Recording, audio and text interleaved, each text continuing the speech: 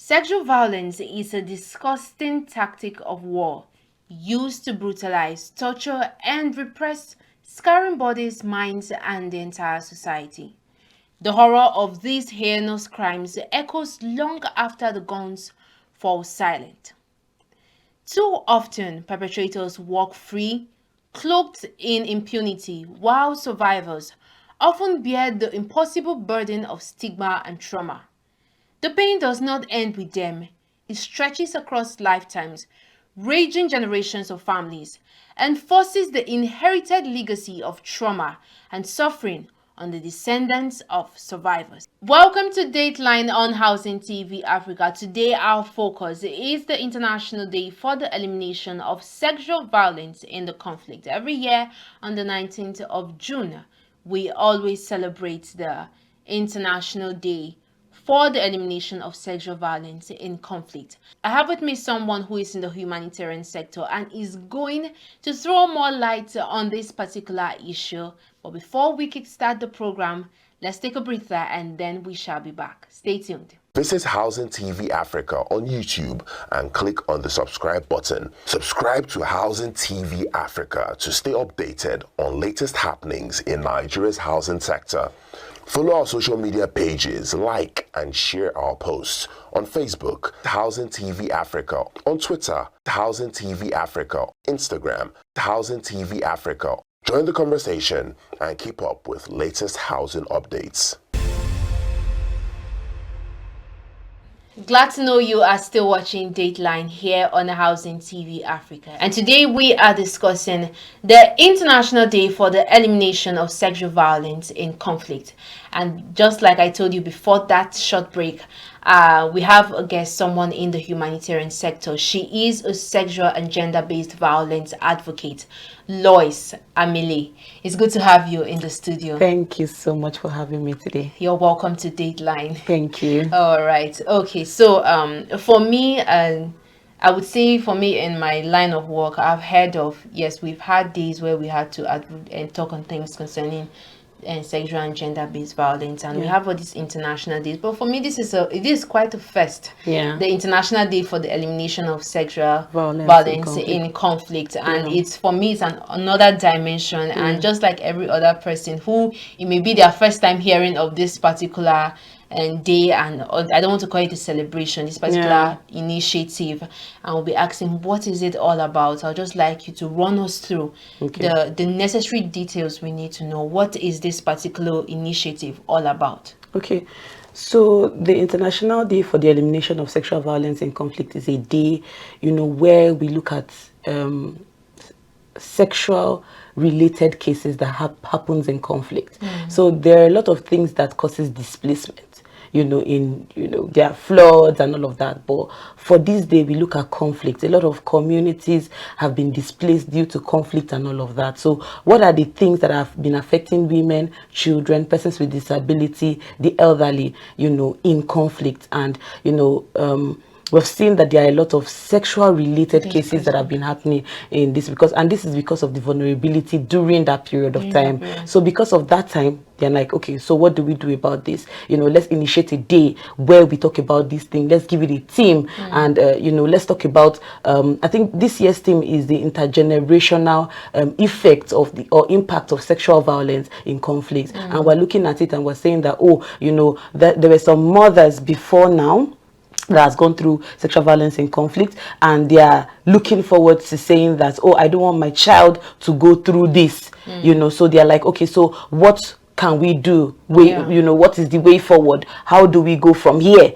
So basically, that's just what the day is about. So we have 16 days of activism where we talk about all of these things. We have International Day for the Elimination of or Zero Tolerance for Female Genital Mutilation. Lots of international days, but this day particularly, we're looking at conflict. And most times in my organization, Good Times Philippine Missions Foundation, we do advocacy on sexual violence, but a lot of people forget that there are people that are going through sexual violence in conflict.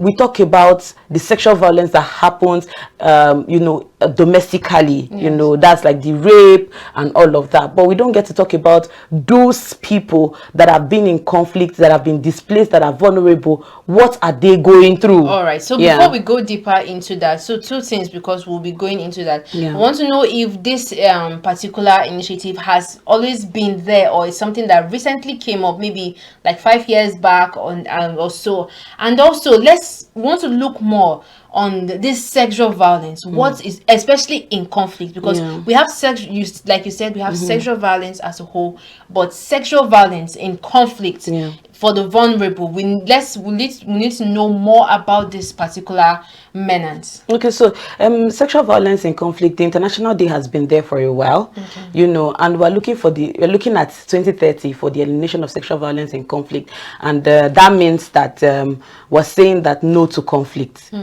because sexual violence in conflict is a crime. So it has been there for a while, and the fact that a lot of people do not do advocacy during this period, you see, you hardly hear people talk about sexual violence in conflict. They just talk about sexual violence in general. But as a certified sexual and gender-based advocate, it is our duty to do campaigns during this period, to do media campaigns, and I'm glad that House TV is really supporting us during this period, to do this campaign at this particular time, because we see what is happening in Benue State.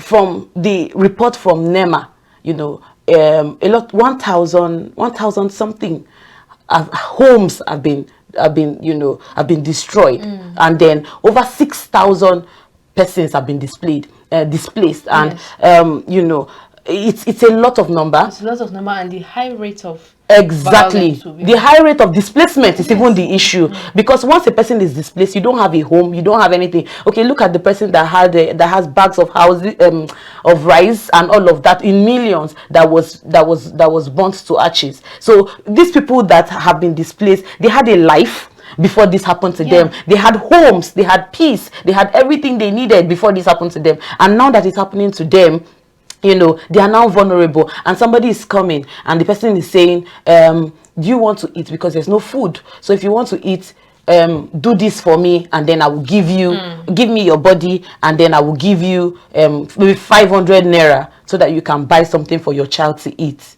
Do you understand? So that's the vulnerability we're talking about. They are actually vulnerable, and that's the reason why these things are happening to them. So we're saying that, okay, at this particular period of time, what do we need to do to help them at this particular, especially now that we have the Benue case coming up? We have 6,000 people. In 2014, they recorded that over 6,000 people have been displaced in Benue State from the NEMA report that I saw. I read it from Human Angle. So when I read it, and I'm shocked, Benue State has the highest number of displacement in Nigeria.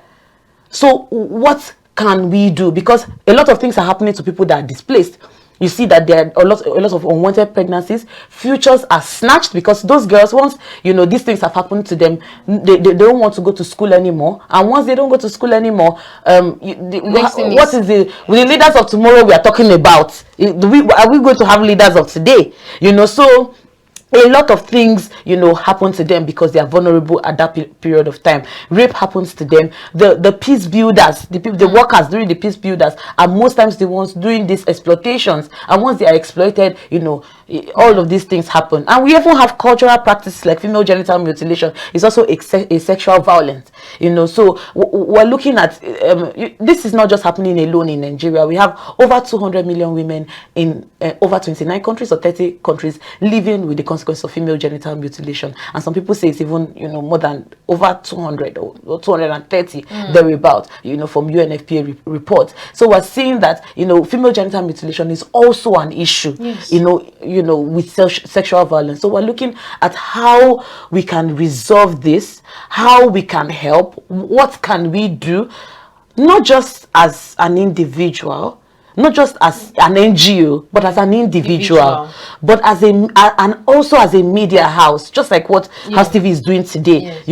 As a media house, as an individual, because everybody is thinking, oh, NGO, international bodies, the government. But as an individual, what can you do, in your own small scale? to help people that have gone through conflict. Okay, we'll come to exactly, what we can do as individuals and even as a group and as a whole. But talking about this, I would love to agree with you because I have a friend who was telling me that she went to pay a visit at one of the IDP camps there in Benue State, and she saw young girls, like girls she was older than, like they were pregnant, and she was like, and they've even heard stories of the workers, the people that are even supposed to take care of them and look after them there in the camp, trying to take advantage of them and others and other things that they are trafficked. Is there anything that, because they are vulnerable at that particular stage, their minds are vulnerable, they are going through lots of things. They are going through depression, post-traumatic stress disorder, psychological disorders at that particular stage. So they are not stable mentally. So when you come and meet them and say, oh, this for that, so they are able to say, okay, if that's what you can offer me. Some even do that for pads. Some do that just to make sure that they take care of their basic needs, the little things that they can just do to feed. So that's why I'm saying that it's not just on the international level that we should look at this or invite an NGO to come and help us, but we need individuals out there. Yes. We have you probably would know somebody in Benue State, that needs a hand, and you have thrift clothes. That's an opportunity to help. Send it to Benue State. Let them ship them to the IDPs there. That can help. That can reduce the vulnerability. Okay, so do you think on this issue of sexual violence, do you think that over the years, let's look at 5 years, there have been actually effective measures taken to track down or even bring this case down over these years? Do you think the government has been working, even NGOs have been working hard enough to be able to crack down the issue of sexual violence among the vulnerables? Okay, so I don't know if a lot of people know about this day, because I've been checking social media and I've not seen people really doing campaigns about this, and that's the reason why I say that if you're an NGO owner, it's important that you go through trainings. During those trainings, they will teach you, they will break it down. I also found an organization, the NGO Academy, where we do all of these trainings. But me, I was trained by the Federation of International Gender and Human Rights, and they taught us some of these things, not just on sexual and gender-based violence, but on mental health as well. So you having the understanding, that helps you to know that, okay, so during a day like this, what can I do? Do I, put out advocacy? Do I do a media campaign? What strategies can I put in place, to help people at this particular point, to help survivors? Because a lot of people would not go to Benue, but they are survivors in your environment. They are survivors in, different IDPs here. We have IDP in Piba Wasa, we have IDP in New Kuchingoro, we have IDP in Buari, we have IDPs in different places here in Abuja. So you can do your own bit, to help. Because if we're saying that we should wait for grants, if we're saying that we should wait for all of these things, then we will not put our house in order. And when we don't put our house in order, like I say, the displacement will lead to something. It will lead to crime. Because once the people in those IDPs are saying that, oh, they are not able to eat, the homes within or around the IDPs, they will say, oh, let's go and, rob from, this person. That's for those that do not understand that, I need to be kind to other people. So we're saying that it's important that we help them at this particular point where we are. But I would also call on campaigners, I will call on NGOs and all of that. It's the International Day for elimination of sexual violence and conflict. And I would say that it's a call to action. I would say that please, let's come out, let's do something in your NGO, no matter how small it is, even on your WhatsApp status. Just post something to say it's International Day for zero tolerance in conflict, for elimination of sexual violence in conflict. I'm used to zero tolerance to female genital mutilation. Just do something that can help, basically. All right, no problem. So for me, I've really been enlightened in this conversation so far, and for now, let's just take a very quick break, and when we return, we'll look more at the theme for this celebration. Stay tuned.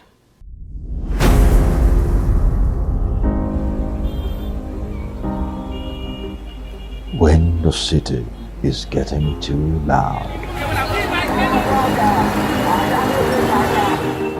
you need a home.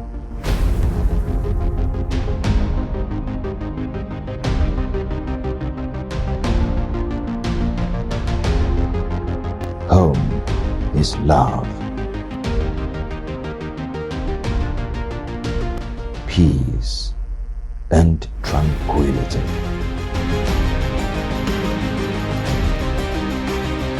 Home is Housing TV Africa.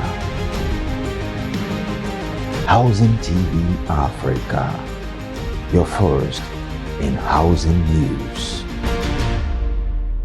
Welcome back. This is still Dateline on Housing TV Africa, and it has been an interesting conversation so far discussing the International Day for the Elimination of Sexual Violence in Conflict. Here in the studio with Lois Amele, a sexual gender-based violence advocate, and she has been opening our eyes to this aspect of humanitarian that we have not been aware of. So now coming to the theme for this year's initiative, it says you said it's intergenerational consequences of sexual, the impact of I want you to throw more light on this, and let's talk more on what this theme entails and what the message is trying to pass out to the public today. Okay, so we see that this violent act is not something that is reducing, but is actually increasing, because we have seen conflicts also increase. We never expected that,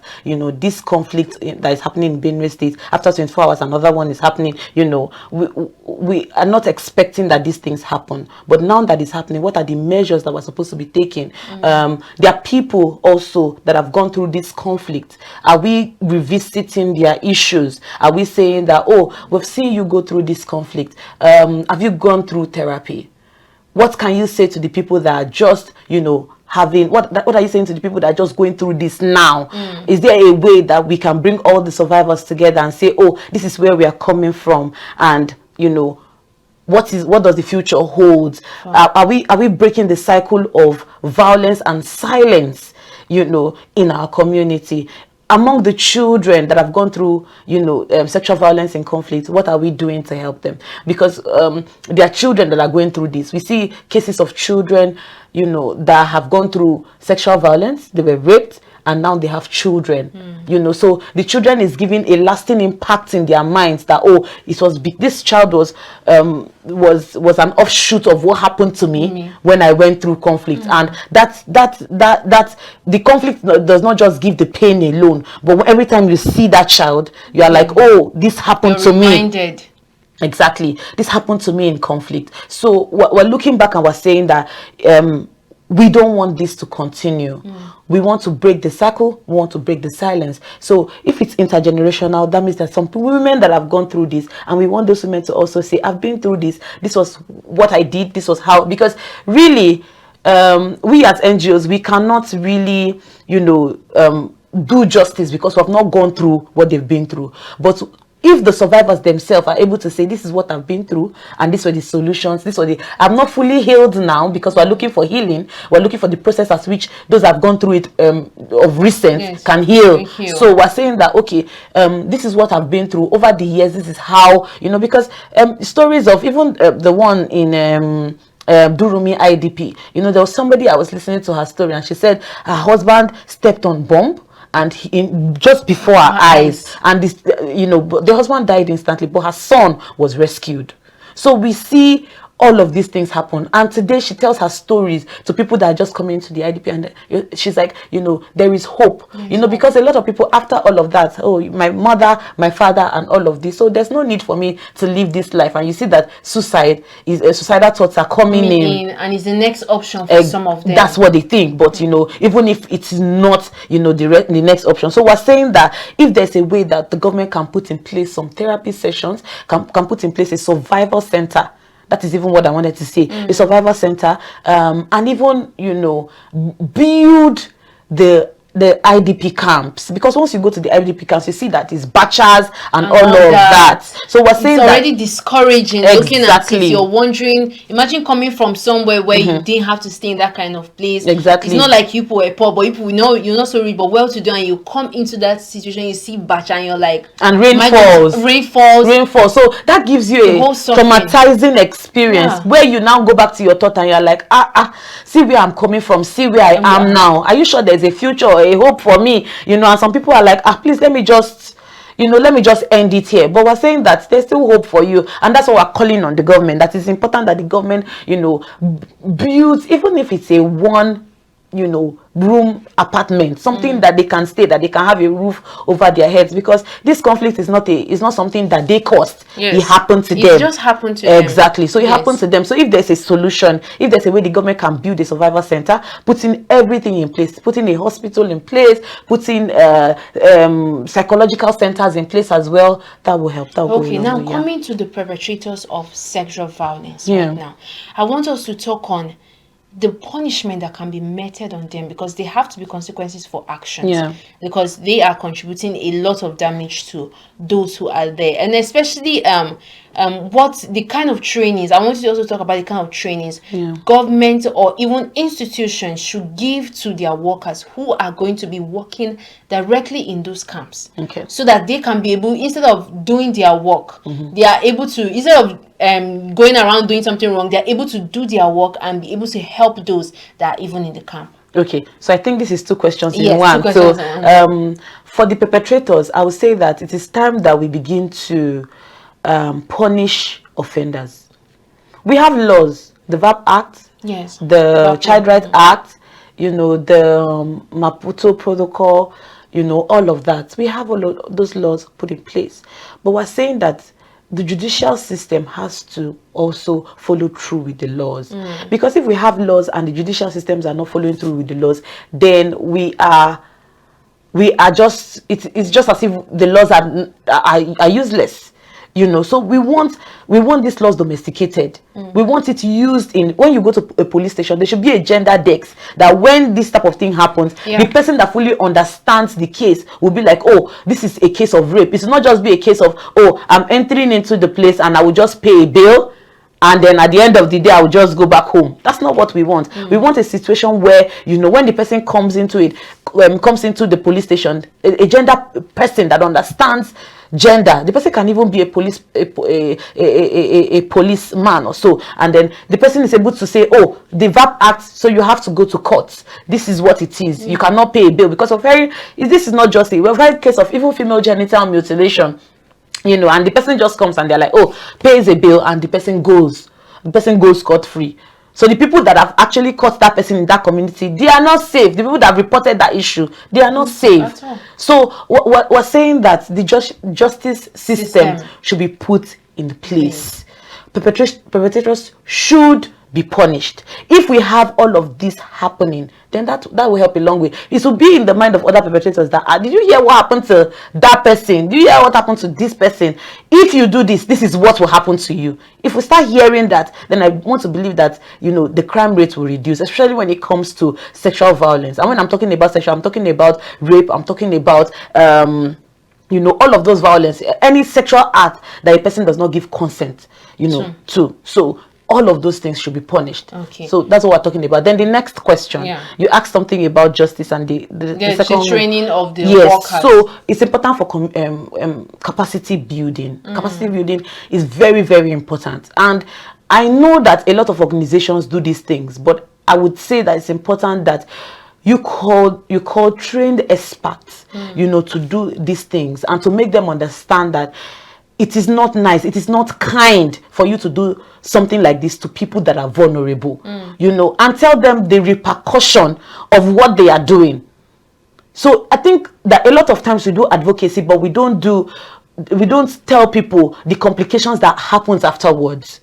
So if we start doing that, that will go a long way. It's important that we do. And this the capacity building we're talking about, this workshop we're talking about, should not just be once in a year. It should be something that we do over time, because the people that are at work with you today, you don't know if they will leave tomorrow, and once they resign tomorrow, you have new set of people coming in. Those people have not received the training, they just go to the field.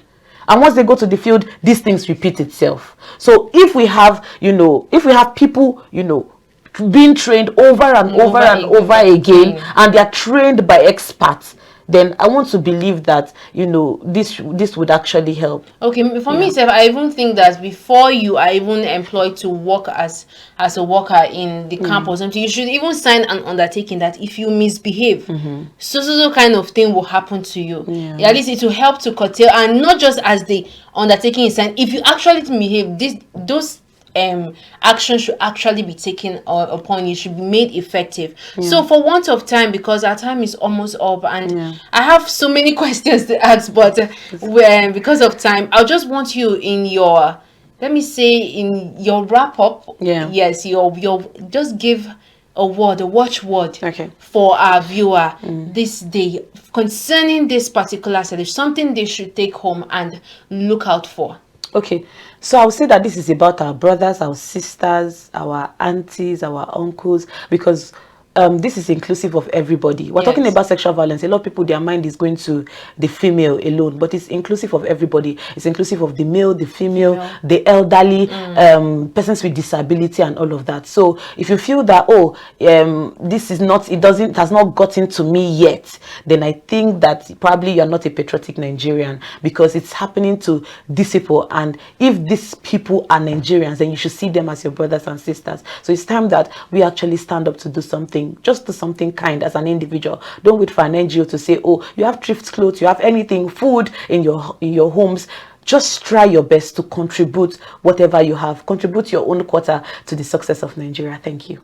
Thank you very much, Lois. This has been an eye-opening session, and for me, being my first time hearing about this particular initiative, it's another dimension to look at and to talk about. So I'm very glad, and I hope next time we'll be able to have you in the studio to talk more, even on a different topic about this, about ways to move our society forward. So please, let's be our brothers' keepers. Let us all join hands together to stop sexual violence, be it in the homes, be it in conflict, be anywhere. Let's work together, join hands together. This nation is ours, this society is ours. Or you might be saying, oh, it's not me, just like she said, but tomorrow it can be you. We don't pray for that, but we don't know what the future holds. So let us work together to stop sexual violence in conflict and in our society as a whole. So till I come your way with another episode and another insightful topic here on Dateline on Housing TV Africa, I am Dorcas Chia. Don't forget to subscribe to our YouTube channel, and don't forget to follow us on other social media platforms, and download the Housing TV app on Google Play Store and your Apple Store also. Have a lovely day and keep watching Housing TV Africa. Bye for now.